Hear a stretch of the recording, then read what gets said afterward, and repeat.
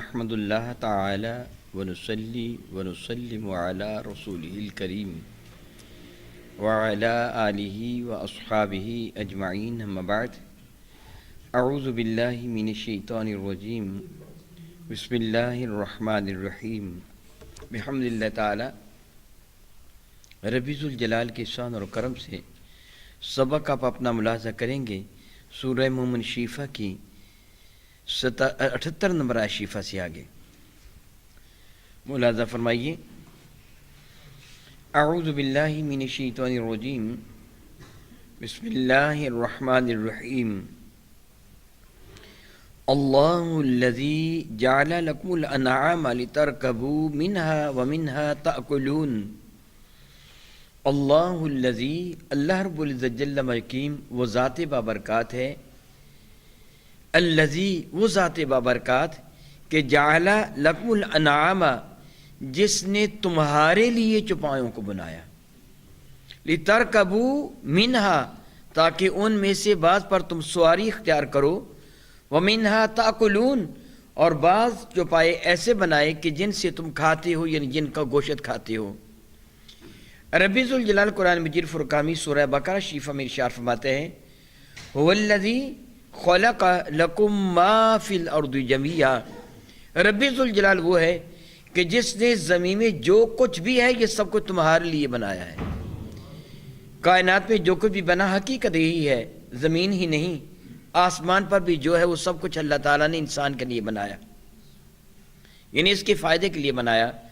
جس طرح آپ جانتے ہیں کہ سورج نہ ہوتا ہماری زندگی برباد ہو جاتی، اگر چاند نہ ہوتا ہمیں کچھ رنگینیاں میسر نہ آتی، اگر رب کائنات جل مقیم آسمان سے بارش نازل نہ فرماتا ہمارا نقصان تھا، ہوا نہ ہو ہمارا نقصان ہے، اگر ہم نہ ہو تو نہ چاند کا نقصان ہے، نہ سورج کا، نہ ہوا کا، نہ ستاروں کا، کسی کا نقصان نہیں. پتہ چلا وہ سب ہمارے لیے بنے ہیں، ہم ان کے لیے نہیں ہیں. انسان کو کس لیے بنایا؟ فرماتا ہے وما خلقت الجن والانس الا لیعبدون. جنوں اور انسانوں کو رب کائنات نے اپنی عبادت کے لیے بنایا ہے کہ وہ اللہ کی فرما برداری کریں، اللہ تعالیٰ جل وعلا کے حکم کے تابع رہیں. یہاں فرمایا ان چوپایوں کو جو بنایا ہے نا، اللہ تعالیٰ فرماتے ہیں یہ جعل لکم الانعام، یہ تمہارے لیے چوپایوں کو بنایا ہے. کیوں بنایا؟ لترکبوا منہا تاکہ ان میں سے بعض پر تم سوار ہو جاؤ، جس طرح گھوڑے پر، گدے پر، خچر پر، اونٹ پر. پہلے زمانوں میں بیل پر بھی باقاعدہ سواری کی جاتی تھی، بیل پر سوار ہو جاؤ وغیرہ وغیرہ. وَمِنْهَا تَأْكُلُونَ ان میں بعض وہ ہیں جن کو تم کھاتے ہو، جس طرح بھیڑ، بکری، گائے، بھینس، بیل وغیرہ، ان سے کھاتے بھی ہیں اور ان کا ہم دودھ بھی پیتے ہیں. فرماتے ہیں وَلَكُمْ فِيهَا مَنَافِعُ، اس میں اس کے سوا بھی تمہارے لیے بہت سی نفع کی چیزیں ہیں.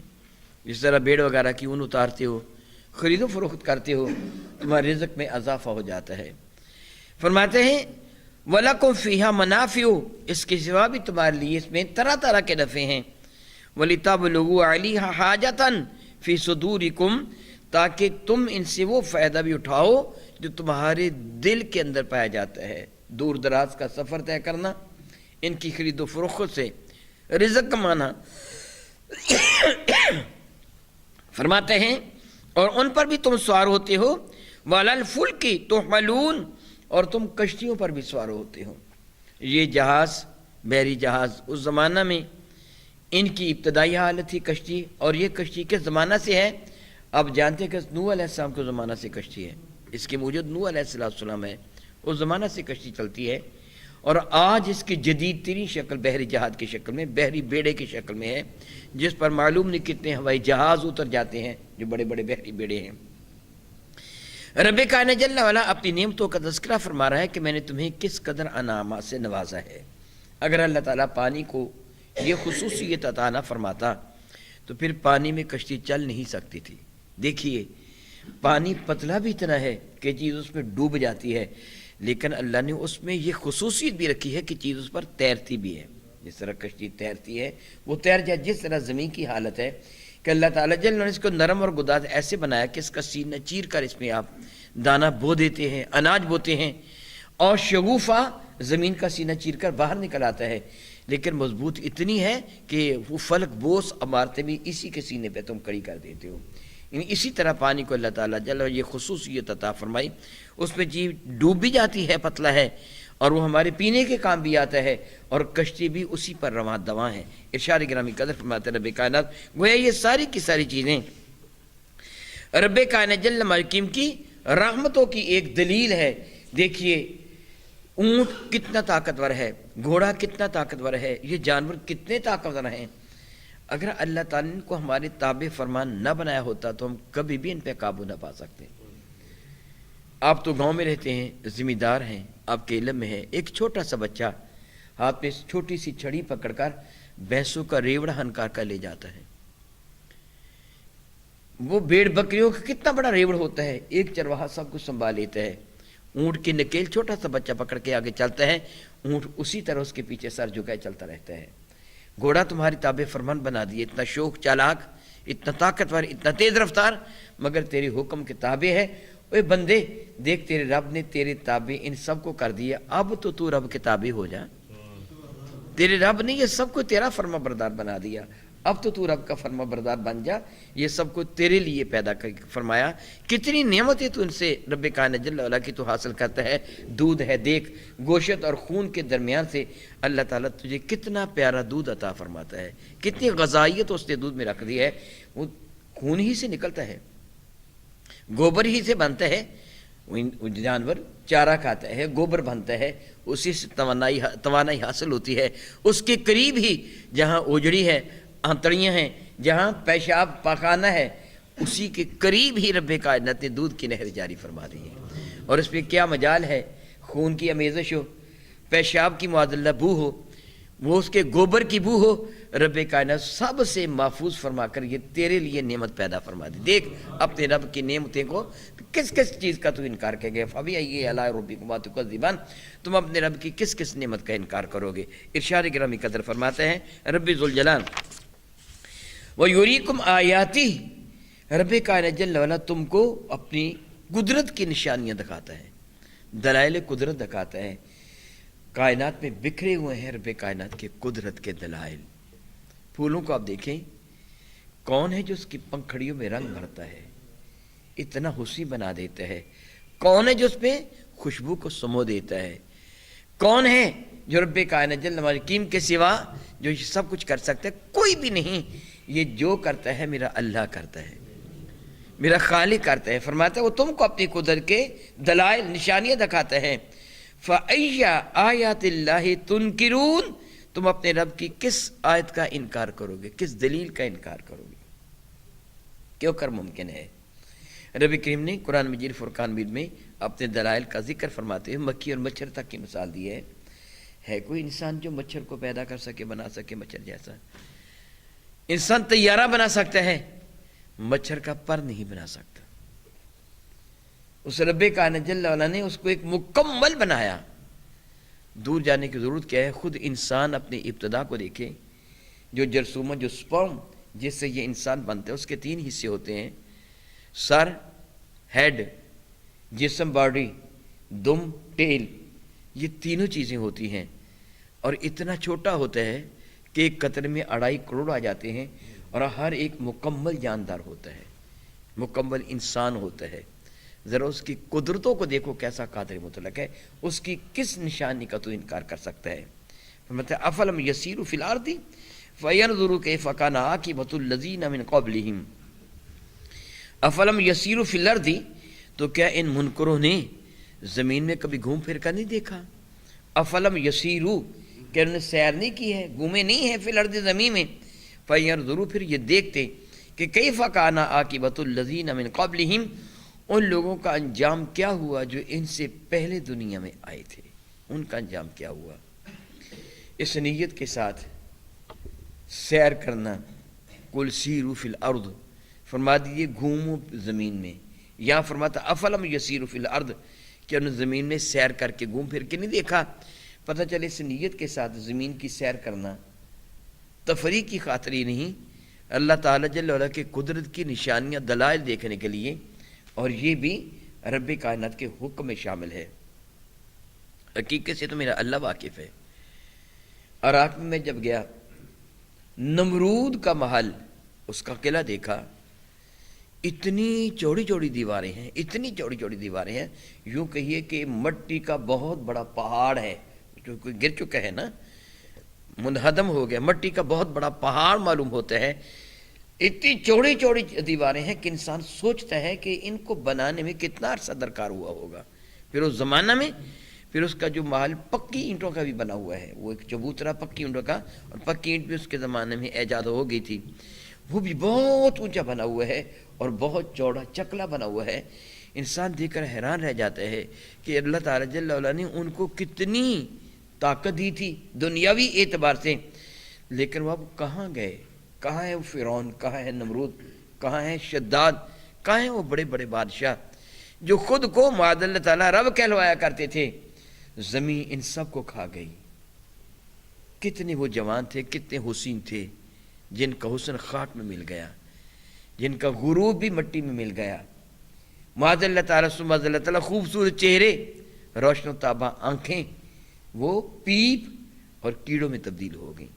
فرماتے ہیں افلم یسیروا فی الارض فینظروا کیف کان عاقبۃ الذین من قبلہم، کیا انہوں نے زمین میں گھوم پھر کر نہیں دیکھا، وہ دیکھتے کیا انجام ہوا ان لوگوں کا جو ان سے پہلے تھے. دور جانے کی ضرورت کیا ہے، آپ لاہور چلے جائیں، وہاں آپ کو قلعہ ملے گا، شاہی قلعہ جس کو کہتے ہیں، ہاتھی پیر ملیں گے، وہ سیڑھیاں ملیں گی کہ بادشاہ جن پر سوار ہو کر، ہاتھی پر سوار ہو کر جن کو عبور کر کے اپنے محل میں جاتا تھا، کہاں ہے اس کا ہاتھی، کہاں ہے اس کے وہ سارے کے سارے دربان، وہ غلام گردشیں بنی ہوئی ہیں کہ نوکر چاکر وہاں گھوما کرتے تھے.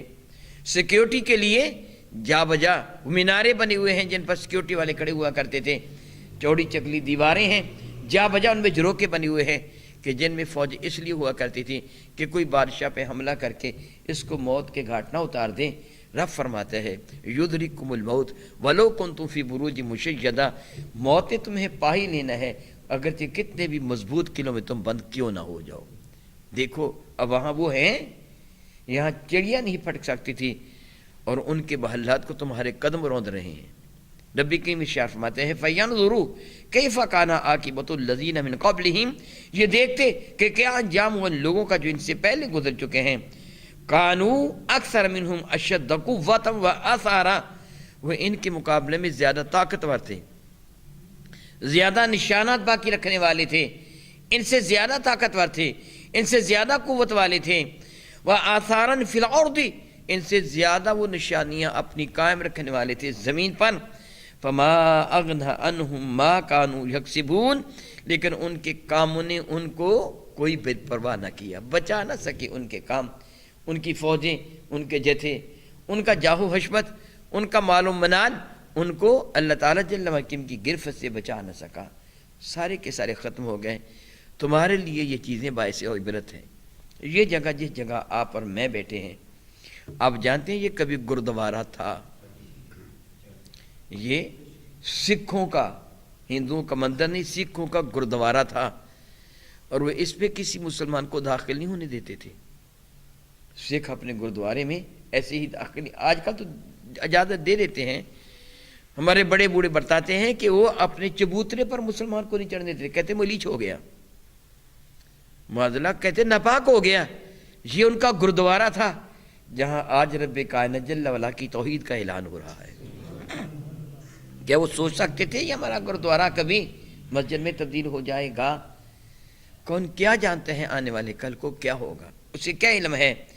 ربی کی مشارمت، ان کی ساری یہ طاقتیں، ان کی قوتیں، ان کا جاہو حشمت ان کو بچا نہ سکا. فما اغنا عنہم ما کانوا یکسبون، تو جو ان کے کام تھے، جو ان کی کرتوتیں تھیں، جو ان کے افعال تھے، ان کو پھر بچا نہ سکے. فرماتے ہیں فلما جاءتهم رسلهم بالبينات، جب ان کے پاس ان کے رسول ہماری قدرت کے دلائل لے کے آئے، کھلم کھلا نشانیوں کے ساتھ آئے، ان کے پاس رسول نظام تشریف لائے. فرماتا ہے فارحوا بما عندهم من العلم، تو وہ اترانے لگے اس علم پر جو ان کے پاس موجود تھا. یہ کافروں کی میں بات کر رہا ہوں، ایمان والوں کی نہیں، لیکن اللہ تعالیٰ سے معافی مانگتا ہوا یہ جملے کہہ رہا ہوں. آج بھی بعض شوخی قسم کے لوگوں کی یہ عادت ہے، وہ علماء کو حقیر سمجھتے ہیں، اور جو ان کے پاس دنیا کا علم ہوتا ہے وہ اس بنا پر اپنے آپ کو اعلیٰ سمجھتے ہیں۔ علماء ان کی نظر میں عزت والے نہیں ہیں، قرآن و حدیث کے علم کو علم ہی نہیں سمجھتے۔ وہ کہتے جو سائنس کا علم ہے یہی علم ہے، اور اسے ہی پڑھا لکھا سمجھتے ہیں۔ جو سائنسدان ہوتا ہے، جو طبیعیات وغیرہ کا علم رکھتے ہیں، دیگر چیزوں کا علم رکھتے ہیں، اس کو علم والا سمجھتے ہیں۔ لیکن قرآن و حدیث کے علم والے کو معاذ اللہ تعالیٰ مولوی ملوٹا کہہ کے، بلّا کہہ کے حقارت کی نظر سے دیکھتے ہیں۔ ایمان والوں کو کم از کم ایسے نہیں کرنا چاہیے، یہ عادت تو کافروں کی تھی، ایمان والوں کی تو نہیں۔ ایمان والوں کو ایسے نہیں کرنا چاہیے۔ اصل علم، جو اصل علم ہے وہ تو ہے ہی قرآن و حدیث کا علم، باقی علوم اس کے تابع ہیں۔ اگر اس کے تابع رہتے ہوئے باقی علوم حاصل کیے جائیں تو پھر بہت اعلیٰ ہے۔ اس کی مثال آپ یوں ہی سمجھ سکتے ہیں کہ کشتی کے لیے پانی ضروری ہے، پانی میں کشتی ہو تو یہی کامیابی ہے۔ میں جو بات کہہ رہا ہوں نا، غور سے سنیے، پانی میں کشتی ہو تو کامیابی ہے، لیکن پانی کشتی میں آ جائے تو ڈبو دیتا ہے۔ علم دین کامیابی کی دلیل ہے۔ دنیا اس کے تحت ہو، اس کے نیچے ہو تو پھر کامیابی و کامرانی ہے، لیکن دنیا کو اگر اس کے اوپر لایا جائے تو پھر اس کو ڈبو دیتا ہے، تباہ و برباد کر دیتا ہے۔ پھر وہ دین کا علم بھی بربادی کا سبب بن جاتا ہے جو دنیا کے لیے حاصل کیا جاتا ہے۔ بدترین وہ عالم دین ہے کہ جو دین کے علم کو دنیا کی خاطر حاصل کرتا ہے۔ دین دنیا کے لیے نہیں ہے، دنیا دین کے لیے ہے۔ رب کائنات جل وعلا ان کافروں کی عادت بیان فرماتے ہیں، جب ان کے پاس ان کے رسول تشریف لائے فارحوا بما عندهم، تو اترانے لگے، نازاں ہوئے وہ اس علم پر جو ان کے پاس تھا، من العلم، علم سے۔ ثابت تفسیر مظہری نقل فرماتے ہیں افلاطون حضرت عیسیٰ علیہ السلام کی خدمت میں حاضر ہوا، اور بطور معاذ اللہ تعالیٰ سماد اللہ امتحان، کافر امتحان ہی لیتے ہیں انبیاء کا، ایمان والا تو نہیں لیتا، امتحان بطور امتحان کہنے لگا، اے عیسیٰ مجھے ایک بات بتائیے، اگر آسمان کو کمان تصور کیا جائے اور اللہ تعالیٰ جل وعلا کی قدرت کو، جو احکامات ہیں ان کو تیر سمجھا جائے، اور انسان اس کا نشانہ ہو اور چلانے والا اللہ ہو، تو انسان کہاں بھاگ کے جائے گا؟ یعنی مراد اس کی یہ تھی کہ اگر اللہ تعالی جل وعلا کسی کو ہلاک کرنا چاہے تو انسان کہاں بھاگ جائے؟ کہنے لگا آسمان کمان ہو اور اللہ تعالیٰ کے احکامات، اس کی تقدیر یہ تیر ہوں، چلانے والا اللہ ہو، نشانہ انسان ہو، تو انسان بھاگ کر کہاں جائے؟ تو آپ نے جواب میں ففروا الی اللہ، وہ بھاگ کر اللہ کی حضور حاضر ہو۔ افلاطون یہ سن کر بہت حیران ہوا کہ کتنا کامل ترین جواب دیا کہ بھاگنے کی کوئی بھی جگہ نہیں، اس کو اپنے رب کی حضور حاضر ہونا چاہیے۔ تو کہنے لگا جواب تو اس نے بہت اعلیٰ دیا ہے، میں مانتا ہوں یہ اللہ کا نبی ہے، لیکن مجھے اس کی پیروی کی حاجت نہیں کہ میں خود بڑا عقل مند ہوں، میں خود بڑا دانا ہوں۔ اسی طرح سقراط کے لیے آتا ہے کہ سقراط حضرت سیدنا موسیٰ کلیم اللہ کی خدمت انور میں حاضر ہوا تھا، اور آپ کو اس نے سنا تھا، آپ کی باتوں کو سنا تھا، تو کسی نے کہا تھا کہ ان کی تعلیمات سے کچھ بہراور ہو جا۔ وہ کہنے لگا میں تو خود عقل مند ہوں، مجھے اس سے علم حاصل کرنے کی ضرورت کیا ہے؟ میں اللہ تعالیٰ سے معافی مانگتا ہوں، اللہ تعالیٰ مجھے معاف فرما دے۔ میں پہلے یہ کہہ چکا ہوں، یہ دراصل ہے تو کافروں کے لیے، مسلمانوں کو ایسا نہیں ہونا چاہیے۔ آج ایک پی ایچ ڈی ڈاکٹر، اس کو کہو کہ تو عالم دین سے کوئی بات پوچھو، کہتے ہیں میں تو خود بہت بڑا عالم، مجھے کسی مولوی کے پاس جانے کی ضرورت کیا ہے؟ میری توہین ہے میں مولوی سے مسئلہ پوچھوں، میں تو خود پی ایچ ڈی ہوں۔ یہ جہالت ہے، علم نہیں ہے۔ علم تو اللہ اور اس کے رسول کی معرفت کا نام ہے۔ جو علم اللہ اور اس کے رسول کی معرفت ہو وہ علم ہے، اس کے سوا باقی ساری کی ساری جہالت ہے۔ حضرت سیدنا بلال حبشی علم والے ہیں، ابو جہل جاہل مطلق ہے۔ رب کائنات ارشاد فرماتے ہیں وحاق بہم ما کانوا بہ یستہزئون، تو گھیر لیا ان کو اسی نے جس چیز کا وہ استہزاء اڑایا کرتے تھے، مذاق اڑایا کرتے، ہنسی اڑایا کرتے تھے، یعنی جو وہ انبیاء کی ہنسی اڑاتے تھے یہی ان کے لیے وبال جان بن گئی۔ فلما رأوا بأسنا قالوا آمنا باللہ وحدہ، فلما رأوا بأسنا، پھر جب انہوں نے ہمارے عذاب کو دیکھ لیا، وہ جہاں کنی کا وقت آ گیا یا اللہ کا عذاب ان پہ نازل ہو گیا، تو عذاب کے نازل ہونے کے بعد وہ بولے، قالوا، کہا، آمنا باللہ، ہم اللہ پر ایمان لے آئے ہیں، وحدہ، اس اللہ پر جو یکتا اور یگانہ ہے، وکفرنا بما کننا بہ مشرکین، تو ہم انکار کرتے ہیں ان ساری چیزوں کا جو ہم اللہ کے ساتھ کسی کو شریک ٹھہرایا کرتے تھے۔ عذاب کو دیکھنے کے بعد ایمان لائے، جب موت کا وقت آ گیا، جہاں کنی کا وقت آ گیا، حقیقت حال کھل کر سامنے آ گئی، تب ایمان لے کے آئے، اب ایمان قابل قبول نہیں ہے۔ کافر دیکھ کر قیامت کے دن میں ایمان لے آئے گا، لیکن اللہ تعالیٰ کیا فرماتے ہیں؟ الذین یؤمنون بالغیب، متقی وہ ہیں جو بن دیکھے زبان مصطفیٰ پر ایمان لاتے ہیں، خود دیکھ کر ایمان لاؤ گے، نبیوں کے کہنے پر ایمان لاتے ہیں۔ فرماتا ہے فلم یکو ینفعہم ایمانہم، پھر ممکن نہیں تھا کہ ان کا ایمان ان کو نفع دیتا، خود دیکھ کر ایمان لائے نا، نبیوں سے سن کر تو ایمان نہیں لے کے آئے، اب جو دیکھ کر ایمان لائے ہیں، عذاب آ گیا تب ایمان لے آئے۔ اللہ تعالیٰ فرماتے ہیں فلم یکن ینفعہم، پھر نہ نفع دیا کوئی بھی ایمانہم، ان کو ان کے ایمان کا، لما رأوا بأسنا، جب انہوں نے ہماری سختی کو، ہمارے عذاب کو دیکھ لیا، تب بے فائدہ ہوا ان کا ایمان لانا۔ سنت اللہ التی قد خلت فی عبادہ، اللہ تعالیٰ کا یہی دستور ہے جو اللہ تعالیٰ جل وعلا کے بندوں میں قدیم سے چلا آ رہا ہے، یہی طریقہ کار ہے۔ ایمان لانا ہوگا تو نبی سے سن کر ایمان لانا ہوگا، خود دیکھ کر ایمان لاؤ گے تو قابل قبول نہیں ہے۔ حضرت آدم سے لے کے میرے کریم آقا تک جتنے انبیاء تشریف لائے، سب کے لیے رب کائنات کا ایک ہی دستور ہے۔ ایمان کس چیز کا نام ہے؟ یہی ہے نا کہ نبی کی دی ہوئی خبر پر یقین کامل رکھ، اپنی تحقیق اور جستجو کے گھوڑے نہ دوڑا، جو نبی نے کہہ دی آنکھیں بند کر کے اس کو تسلیم کر لے، یہی ایمان ہے۔